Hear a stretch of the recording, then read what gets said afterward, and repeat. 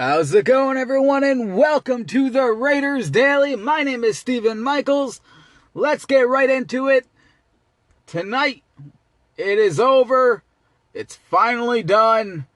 The season finale of Hard Knocks, it is done. It's over. So listen, I'm going to be completely honest with you guys. Usually, I write notes, and by the time the show takes like 2 hours because I'm writing notes. Tonight, I did not do that. So, I don't remember some of the stuff that even happened during the show, so I'm just going to wing it and kind of memorize a couple of things. But I'm gonna say this a couple of times throughout this episode. Man, this show sucked. This is the worst Hard Knocks ever. Now, before people get mad, all these Raider fans they'll get mad just because the Raiders were on it. Listen, dude, go back and watch Hard Knocks. Anyone, the Cleveland Browns last season, to the Tampa Bay Bucks, the season prior, whoever was on it. The thing is, the reason why I hated this episode so much, before I get into everything else, the reason why I hated this episode so much is every single season finale of Hard Knocks, the thing you look forward to is when the cuts happen, is when you get to see the coach meet with the player and tell the player he's been released, and you get to see the reaction and things like that. We did not get that at all. At all. We got one moment with Jason Kambida. I keep saying his name wrong. Who cares? He's not on team anyways. But anyways, we see him talk to Paul Guenther for about 30 seconds. But normally, the player who gets cut goes in and talks to Jon Gruden and sometimes the general manager as well. Well, that happened, but the Raiders decided not to let HBO use it. I don't know why. I really don't understand why. Now, I do understand the Raiders, as you know, you've been watching the show, they have not been letting the viewers in on mostly everything.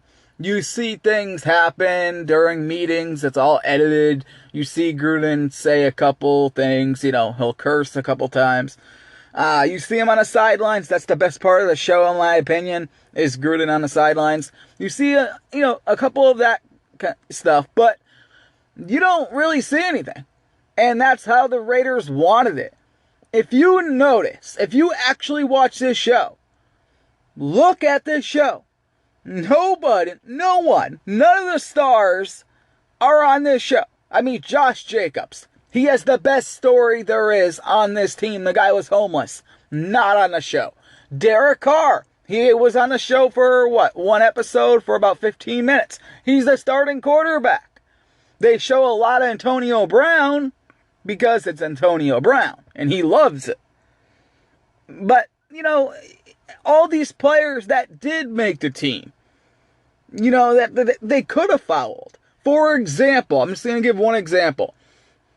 Alec Ingold, okay? Now, I'm going to get into who makes the roster later, but Alec Ingold made the team. He beat out the veteran Keith Smith. Keith Smith, who has the coaches in his corner. Richie Briscotta, the special teams coach. This guy who coached in Dallas, he had Keith Smith, loves the guy, loves him. Now, if you would have told me that Alec Ingold was going to steal that job, or anyone for that matter, not even Alec Ingold, anyone, I would have said no way just because of that relationship. But Alec Ingold steals the job. That should have been the storyline for this show. That's it right there. You don't need anything else. HBO Hard Knocks, that they always follow an undrafted player, right? That's part of the show every single year. There you go. Follow Alec Ingold. Follow Alec Ingold. Watch him steal the old man's job. The changing of the guard. That's what I wanted to see. But we did not get to see that. Instead, they fouled all the wrong players. They fouled Jason Kambita. He gets fired. He gets cut. I'm sorry, I keep saying his name wrong. But, they foul Luke Wilson, who, I'm sorry, but the guy's not entertaining at all. And the guy was terrible in preseason.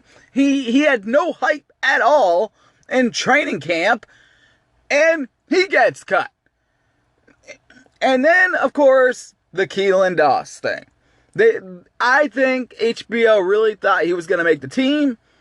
Now, to be fair, I think most of Raider Nation thought this guy was going to make the team. Now, I was 50-50 on it, to be honest with you. I kind of thought he might make it, but on the other hand, you look at the depth chart, the wide receivers, the Raiders are loaded at wide receiver. So he would have needed to beat out a Ryan Grant, who has experience, a J.J. Nelson, who has excellent chemistry with Derek Carr. So it was going to be tough. Now, Keelan Doss does have chemistry with Nathan Peterman, but Nathan Peterman's not the starting quarterback, unfortunately. Just joking, guys. Relax. But, you know what I mean. So that's the problem. So anyways, let's just get right into it. The show starts out, basically, that they show the Andrew Luck thing. Buckner talks about it a little bit, just saying how, everyone has an expiration date in the NFL, which is true.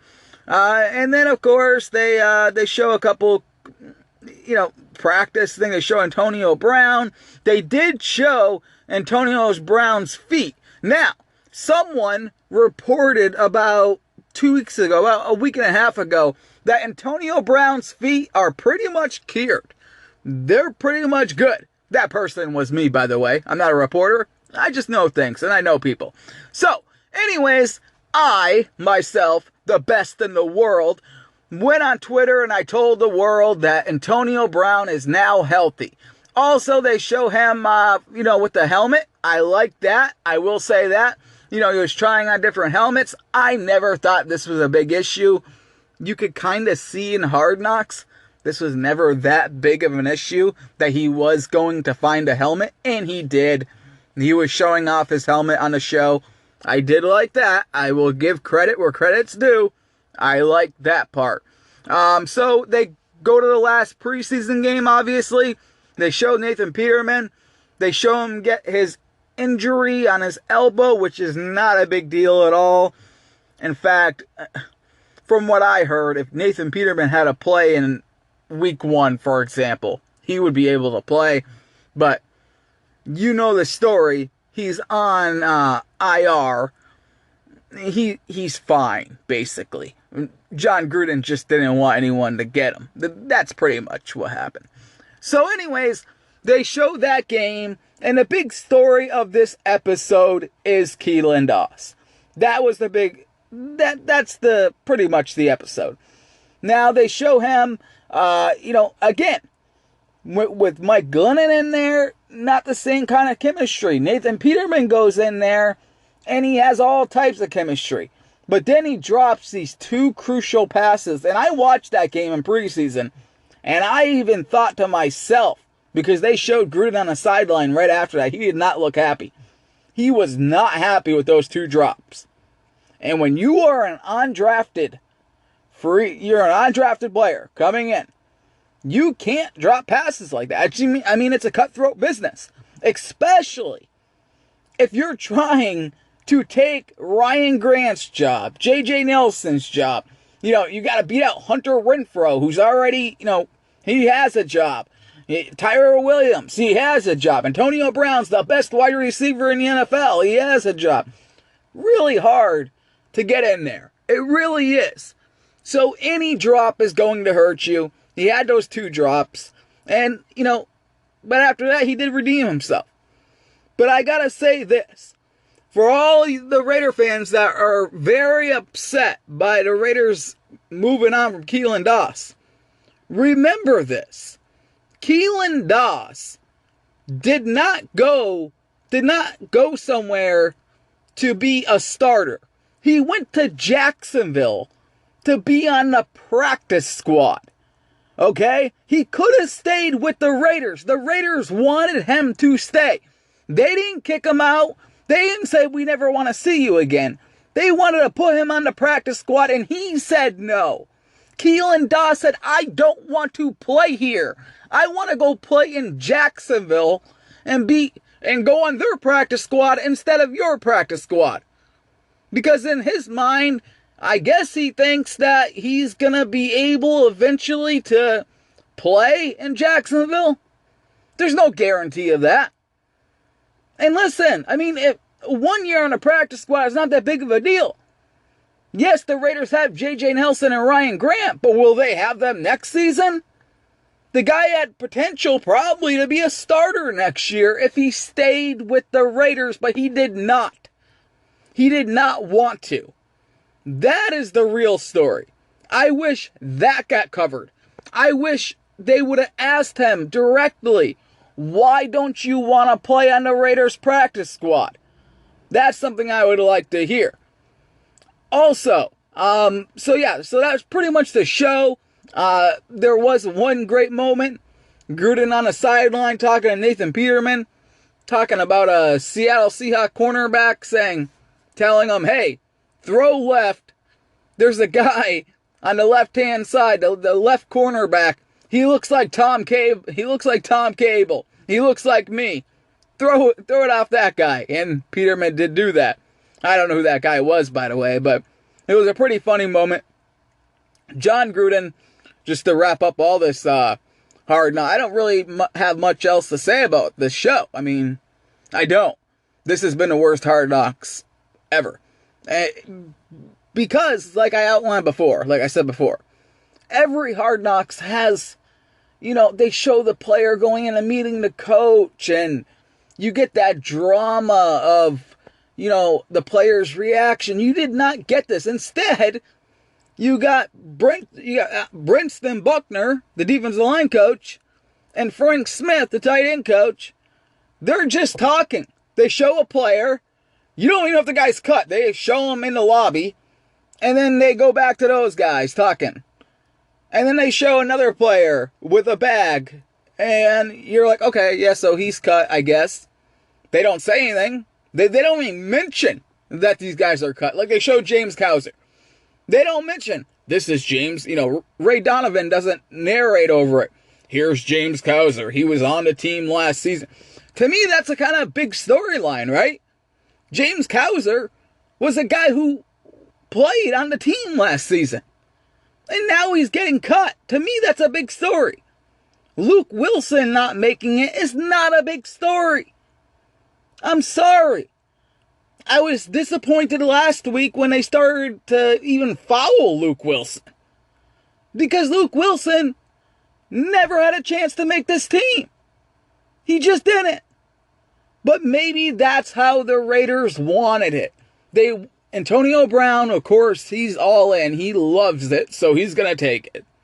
Maybe they knew going into this, hey, we don't want HBO, NFL Films to know anything what we're doing. Here are the guys you can follow. And they knew from that day when they got selected to do Hard Knocks, these guys aren't going to make the team anyways. Go ahead and follow them. We don't care what they say. And then Hard Knocks says, well, listen, we need at least two or three superstars. Okay, you can follow our rookies, but guess what? They're going to ride on a horse for 10 minutes, and then in another scene, they're going to go fishing for about 5 minutes. There you go. There's your material. And HBO is probably like, hey, man, we don't got nothing else. We don't got nothing else. Jonathan Abram, say Salmon, they don't got anything else. That's what I think went down here. So they follow these guys who get cut, but like I said, they show a player, then they show Buckner and Frank Smith talking. Show a player, but they don't show him going to the meeting room with Gruden. They don't even show him talking to Mike Mayock. Very disappointed in that. And like I said before, I know I sound like a broken record here, but go back and watch the Hard Knocks from last season, the season before that, That's the best part of the season finale. The best part is when these guys, they get the phone call or get the knock on the door, and they go in and they meet with the coach. And the coach has to tell them, because remember, that sucks, right? You're about to tell a dude, hey, I'm cutting you. I mean, that sucks if you're the coach, if you're a GM. Usually, sometimes they had the coach and the GM in the same room. But either way, that sucks for that coach. You know what I mean? This is a guy that, whoever it is, anyone, you can pick anyone. And they've been grinding for you. Even they haven't been playing well, they've still been putting the effort in. It's not like Ronald Ollie over there who was doing nothing. I don't even know. Gee, the Raiders really got screwed with that guy, huh? I mean, he comes in thinking he was a star because he was on Netflix on Last Chance U, and he comes in and he's fat and he can't do nothing. I mean, that guy was just and HBO was going to follow this dude. I don't know what they were thinking. But anyways, yeah, so that was terrible. I do want to mention this about Hard Knocks. They did follow up with Brandon Marshall. That was pretty cool. I wish we got to see what Gruden said to him, though. That would have been great, wouldn't it? If we actually got to hear the conversation that John Gruden had with Brandon Marshall, why he was cutting him. Now, I know why he got cut. He alluded to it on the show that he came in, he was not healthy. He really wasn't doing much. Constant knee problems. And the Raiders just felt like this guy's never going to be healthy. And he just didn't really click. So the Raiders got rid of him. And we kind of saw this coming, right? When he played that entire preseason game in the fourth quarter. That's when you know. I mean, they put him out there. This basically to see, let's see if this guy has anything left. And he doesn't. I know he's working out for teams now, but I don't know. It might be it for Brandon Marshall, to be honest with you. It might be it for him. But I did like that segment. I did like that, them actually following up with Brandon Marshall. I just didn't like how we didn't see these guys get cut. I didn't like that part. I liked Antonio Brown. At the end, they showed Antonio Brown working. No one works harder than that guy. No one does. The Raiders are going to be, in my opinion, they are going to surprise people this season. They really are. So anyways, really quickly, that's pretty much it about Hard Knocks. I don't really have anything else to say about it. So I'm going to talk about stuff that happened with the Raiders. Now, the Raiders had cuts. Now, the surprising cut to me wasn't Keelan Doss. It was Anthony Rush. Now, I know Mayock called him raw and all these kind of things, but listen, the guy's 340 pounds, whatever the hell he is. He's a big dude. And I just think the Raiders could have benefited from this guy being in the middle of the defensive line. I was shocked. I really was. But the Raiders did end up getting him on the practice squad, which I knew he would go through. A lot of people, they freak out, when a player doesn't make it. Oh no, someone's going to claim him. But usually, 9 times out of 10, a player does not get claimed. No one claimed Keelan Doss, right? No one bothered. So, Anthony Rush falling through, it was kind of one of those things where, the Raiders knew they were going to be able to get him on the practice squad, and they did. So, that's good news. As far as the other cuts, like I said, it's just guys that you kind of knew weren't making it.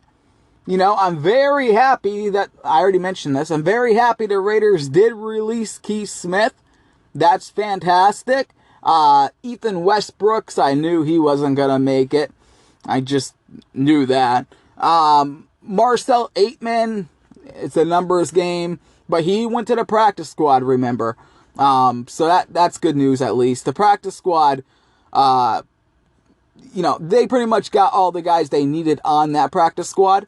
They got Marcel Aitman, they got Quentin Bell, they got all the guys they needed. They got Lester Cotton, they signed a couple other guys. They got Rico Gafford on the practice squad, who I think Rico Gafford could seriously play in the NFL. I really do. They got Dylan Mabin on the practice squad. They even got Nick Nelson, even though Nick Nelson does not even deserve to be on the practice squad. That guy's a mess. He is absolutely terrible. I mean, awful. Keyshawn Nixon pretty much stole his job. He pretty much stole his job. But it's crazy. So anyways, also the Raiders did release their depth chart. And I don't know if you guys saw it yet, but obviously Derek Carr is the starting quarterback. Mike Glennon is the backup. And as you know, they did sign DeShone Kizer because Nathan Peterman is on the IR. So we'll see how Kizer does. He can use his legs, something that Gruden wants to see out of Derek Carr, by the way. And he mentioned this. He mentioned this fact that he wants Derek Carr to use his legs. And he does. Derek Carr has to do this if he is going to be successful. He needs to use his legs. He needs to have good vision and make good decisions. Just like John Gruden said tonight. He wants Derek Carr to use his legs. Then at running back, of course, you got Josh Jacobs. Jalen Richard will be the second string. DeAndre Washington will be the third string. Fullback, you got the young, undrafted bruiser from Wisconsin, Alec Ingold. Wide receiver starting, Antonio Brown. AB's gonna go over 1,000 yards and light the world on fire. Then you got Tyree Williams, the hidden gem. Then you got J.J. Nelson, the speedster. Then you got the guy who looks like a doctor, Hunter Renfrow. Then you got a guy that can get open anytime, Ryan Grant. Then at tight end, you're going to have the best kept secret in the NFL, Darren Waller. Then you got a rookie in Foster Monroe. Then you got Derek Carrier. He's good sometimes. And then, of course, the offensive line, a little shaky here. Playing at left guard.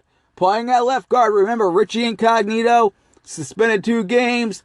Jordan Devy looks like he is going to start here. Jonathan Cooper's after him. Center by the Rodney Hudson. By the way, congrats to Rodney Hudson. He got paid. He's going to be a Raider for a long time. So if you want to buy a jersey, like I tell all these fans, never buy a current player's jersey. Don't.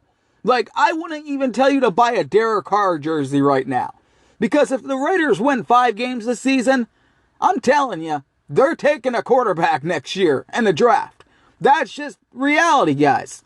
The Raiders can get out of Derek Carr's contract. It only costs them $4 million. Or they'll trade him. That's reality.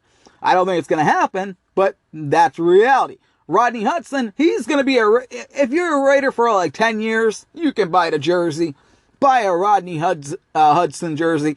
Also, Andre James makes the team. Good move there. This guy can play center. He can play anywhere on the line. That's a good pickup there. Gabe Jackson's the right guard. Obviously, he should be back, by the way. I don't want to break too much news here. I do that on the Raiders Daily Elite. But let's just say he's not going to be out anywhere near 8 weeks. He'll be back way sooner than that. Denzel Good will play for him. And then at right tackle, Trent Brown, obviously. Then you got David Sharp backing him up. Keep an eye on that, though, because something could happen with him. If the Raiders sign a player, that's the guy they would waive. Or I should say. Then on defense, of course, Clinton Farrell. He's going to play. He's going to start. He is going to start at defensive end. And so is Arden Key. At least on a depth chart. It looks like it's going to be Farrell and Key starting opposite side. And, of course, they got Josh Morrow, who they cut for just salary cap reasons, save some money, and open up a spot. They have him rotating with Farrell, and they're also going to have Vincent Mayoa rotating with Key. And then you also got Max Crosby, obviously, who, by the way, on the show, they didn't show his new cast he has. His cast he has on now doesn't look ridiculous like the one that he's on Hard Knocks with. Anyways, so then at defensive tackle, you have Mo Hurts, who's going to start, and Jonathan Hankins. Corey Lugent is behind Mo Hurst. P.J. Hall is behind Hankins. P.J. Hall, this guy, I mean, listen, Mo Hurst and P.J. Hall both got to have good years. You know what I mean? They got drafted pretty high last season. The Raiders are relying on these young guys to be good. The Raiders need pressure up the middle and also at the, defensive end position, but in the middle a lot. So P.J. Hall, Mo Hurst, you guys got to step it up big time. So then at the linebacker position, Tahir Whitehead is going to get the start. You got Marquel Lee behind him. Vontaze Burfict will be your middle linebacker. And there's no one after him, by the way. That's a middle linebacker, just him. That's the way they're rolling for now, at least. I don't care what Paul Gunther says to Jason Kabita, but that's the way they're rolling for now. Let's see here. Then, of course, Nicholas Morrow, the other linebacker. Kylo Wilbur. I don't know what to say about that. Anyways, he's listed as a linebacker. Then the left cornerback, Daryl Worley, is listed as the starter here with Trayvon Mullen behind him. I think that could change. I really do. Something to keep your eyes out for. Right side, Garyon Conley with Keyshawn Nixon starting behind him. I still say that Daryl Worley spot is up for grabs. I really do. Then at free safety, you're going to have LaMarcus Joyner starting and Jonathan Abram right behind them. But remember, the Raiders are going to have 3 safeties on the field a lot. Then strong safety, Carl Joseph will be your strong safety. You got Eric Harris, and you got Dalen Leavitt. I don't know why they left him on the roster, but he's there. I have a feeling listen, the Raiders are all teams. Sometimes keep a player on the roster just in case they find someone else and then they can cut that player. If you remember E.J. Manuel, he made the roster last season. He was so relieved. Then 48 hours or maybe 2-3 days later, they cut him and they signed someone else. Listen, I hope this Dalian Leavitt guy, I hope good things for him. But I'm just saying, if the Raiders have to make a move, it could be him. But anyways, also at free safety, you got Curtis Riley. We'll see how he does. I have question marks about him. So anyways, I just want to wrap this up by saying, I thought the last episode was terrible. I already told you guys why 10 times.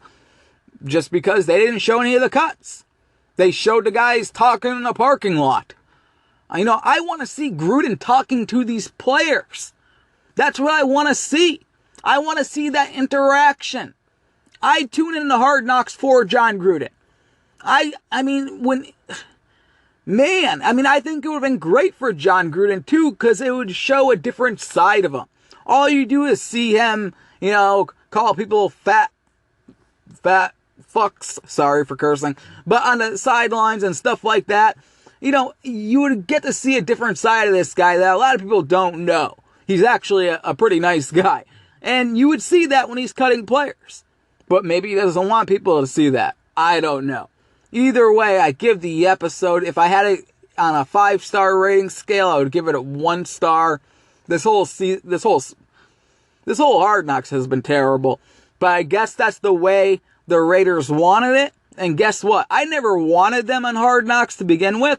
I like the show, but this is why I didn't want them on it. I knew Gruden and Mayock would not let them show a lot, and maybe, just maybe, that will help them out. I mean, you didn't see any kind of play calling, anything like that. So that's it. One good scene I gotta say I did like. I like Gruden running after the players and saying, "I'm Von Miller!" Running after Derek Carr. That was funny. The Le'Veon Bell thing. That was pretty great. Who else? Was it Whitehead they showed from New England? That was cool stuff. I like the stuff in the meetings. I really do. I wish we got more of that. But the season of Hard Knocks is over. Now the real football begins. The Raiders versus the Broncos. Monday Night Football, guys. This is the game. We're going to be able to see if the Raiders, if they can go out there and they can beat the Denver Broncos. I am telling you, this team is going to shock people this season. They have the talent. It's up to Derek Carr on the offense. Sometimes it takes them a couple weeks to gel, especially with all these new players, but they got to win this game. They got a tough 7 games in a row. This Broncos team, the Raiders should be able to beat. Let's see this defense really get after Joe Flacco. I think they can. I think they can rattle him. I think they can get some sacks on this guy. I think the Raiders can win this game. And I think the Raiders are going to be a lot better than what people think. I really, truly in my heart feel this way. The rebuilding is not over. I'll be honest. Next year they still got 2 first-round picks. It's not going to be over until after, next season. That's when it's completely built. But right now, this team is pretty stacked. They got young guys. If these young guys can all gel and play well, the Raiders, I'm telling you, there is a chance this team can win 9 or 10 football games. And maybe, if they win 10 games, they're in the playoffs. But the biggest games will be in their division. That's why this week 1 game is important. And of course, can they stop Patrick Mahomes and the Chiefs? Can Derek Carr finally win in Kansas City? I think there's a chance that this Raiders team is being overlooked. And you might be looking at the AFC West champions. My name is Steven Michaels. You are listening to The Raiders Daily. The podcast you just heard was made using Anchor. Ever thought about making your own podcast? Anchor makes it really easy for anyone to get started. It's a one-stop shop for recording, hosting, and distributing podcasts. Best of all, it's 100% free. Sign up now at anchor.fm/new. That's anchor.fm/new to get started.